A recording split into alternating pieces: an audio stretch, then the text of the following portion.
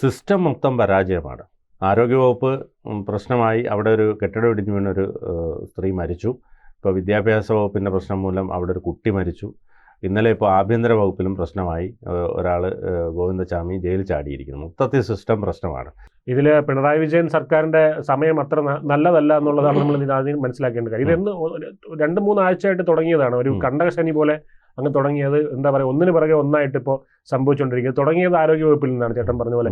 കാരണം പിന്നീട് അതിനുശേഷം അടുത്തത് വിദ്യാഭ്യാസ മേഖലയിലോട്ട്, ഇപ്പോൾ ഒടുവിൽ മുഖ്യമന്ത്രിയുടെ തന്നെ എന്താ പറയുന്ന ആഭ്യന്തര വകുപ്പിലേക്ക് എത്തുകയാണ്. മുഖ്യമന്ത്രിയുടെ മാൻഡ്രേക്ക് എഫക്റ്റ് എന്നൊക്കെയാണ് പറയുന്നത്. കാരണം മുഖ്യമന്ത്രി പൊതുവെ ആരെങ്കിലും പറ്റി നല്ലത് പറഞ്ഞാൽ അവിടെ പിന്നെ അവർക്ക് കഷ്ടകാലം തുടങ്ങി എന്നുള്ളത്. മുഖ്യമന്ത്രി സ്വന്തം വകുപ്പിനെ പറ്റി കഴിഞ്ഞ ദിവസം എങ്ങാനും നല്ലത് പറഞ്ഞു കാണും. എന്തായാലും അതിനുശേഷം മാൻഡ്രേക്ക് എഫക്റ്റ് തിരിച്ച് ബൂമറാങ് അടിച്ചിരിക്കുന്ന ഒരു സാഹചര്യമാണ് നിലവിലുള്ളത്. മെഡിക്കൽ കോളേജ് തിരുവനന്തപുരം മെഡിക്കൽ കോളേജിൽ നിന്നാണ് ഇത് ശരിക്കും പറഞ്ഞാൽ തുടങ്ങിയത്. കേരളത്തിലെ സർക്കാർ ആശുപത്രികളിൽ വെച്ച് ഏറ്റവും വലിയ ആശുപത്രിയാണ്.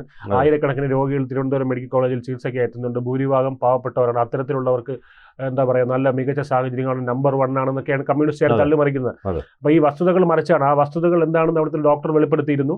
ആ ഡോക്ടറിനെ ഒതുക്കാനൊക്കെ നോക്കി, പക്ഷേ അദ്ദേഹം വളരെ സത്യസന്ധനായതുകൊണ്ട് അദ്ദേഹത്തിന് ഒന്നും ചെയ്യാൻ അവർക്ക് കഴിഞ്ഞില്ല.